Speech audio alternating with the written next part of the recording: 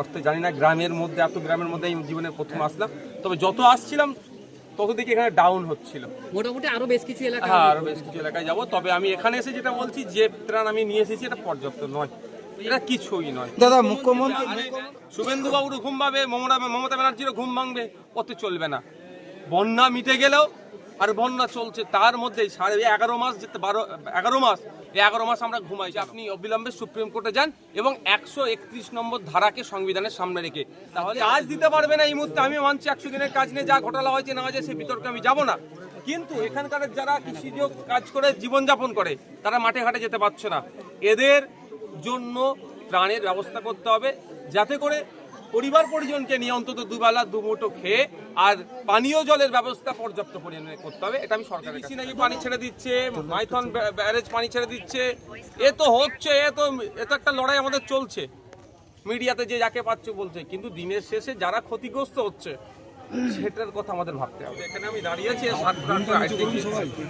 এখন পানি নেমে গিয়েছে, কিন্তু এখানকার মানুষের জীবিকা হচ্ছে চাষবাসের সাথে বেশি যুক্ত। মাঠ থেকে কিন্তু এখনো পানি নামেনি, জলমগ্ন মাঠে গিয়ে তো আর চাষবাস করা যায় না।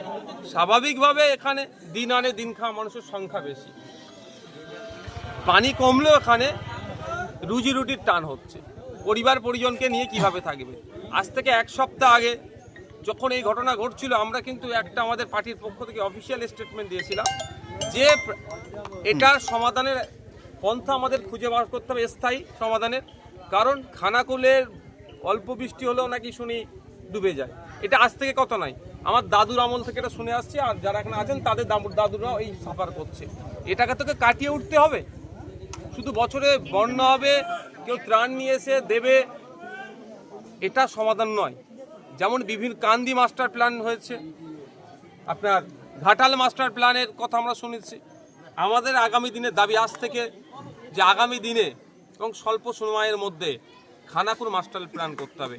যে মাস্টার প্ল্যানে আমি কোনো নির্দিষ্ট পার্টিকে বলছি না, আমি আমার সরকারকে বলছি, পশ্চিমবাংলা সরকার মাস্টার প্ল্যান তৈরি করে কেন্দ্র সরকারের কাছে পাঠাবে। দাদা কদিন আগে বলতে দিন, কারণ হচ্ছে এই কে ডিবিসি নাকি পানি ছেড়ে দিচ্ছে, মাইথন ব্যারেজ পানি ছেড়ে দিচ্ছে, এ তো হচ্ছে, এ তো একটা লড়াই আমাদের চলছে। মিডিয়াতে যে যাকে পাচ্ছে বলছে, কিন্তু দিনের শেষে যারা ক্ষতিগ্রস্ত হচ্ছে সেটার কথা আমাদের ভাবতে হবে।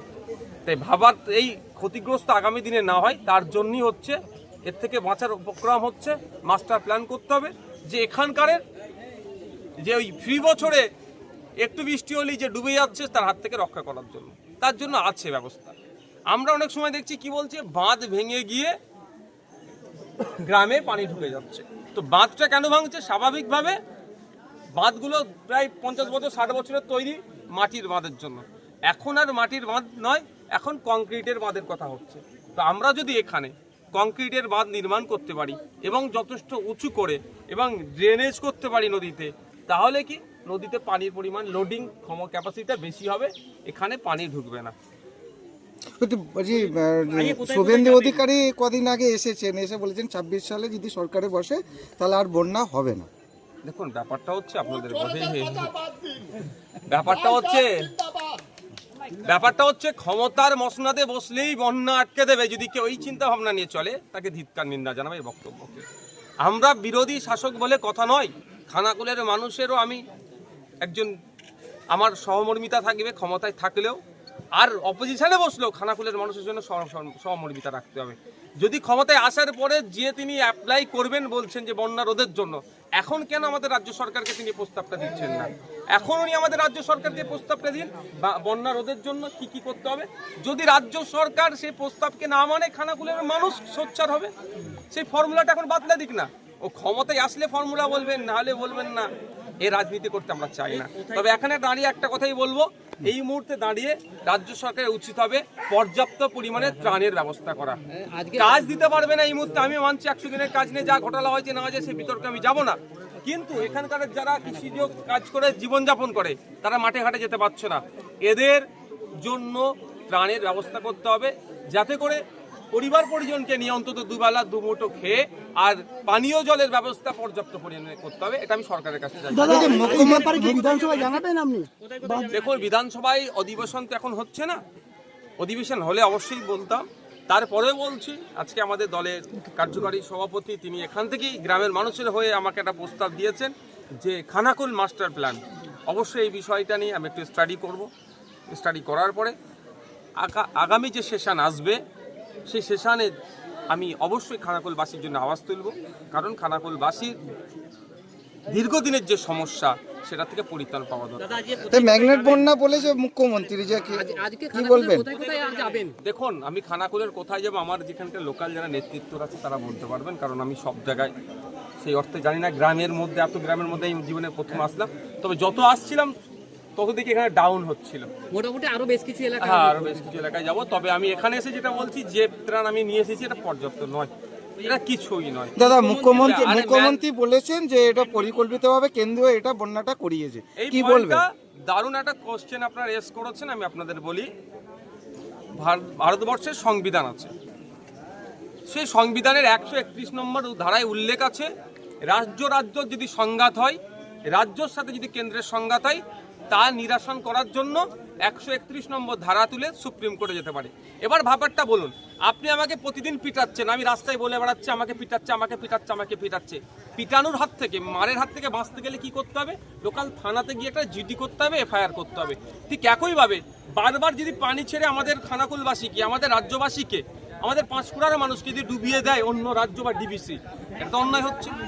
অন্যায় থেকে সমাধান পরিত্রাণ পাওয়ার জায়গা কি হবে?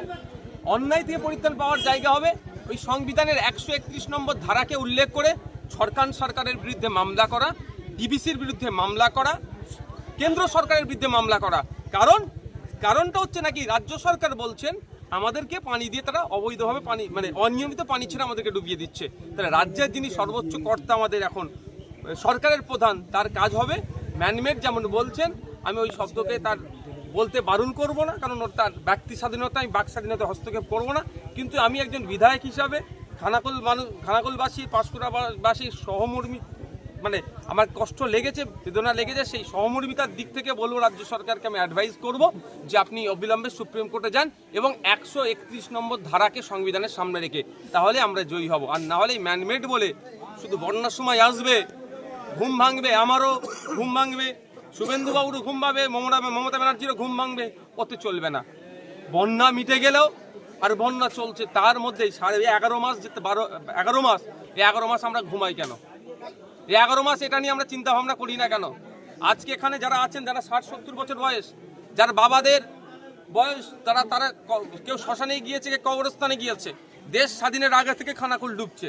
এর থেকে পরিত্রাণ পাওয়ার কি রাস্তা বার করা হয়েছে? শুধু ম্যানমেড বলে এড়িয়ে গেলে হবে না। আপনি সরকারের প্রধানে আছেন, আপনার কাজ হবে এই সমস্যার সমাধান করা। Thank you.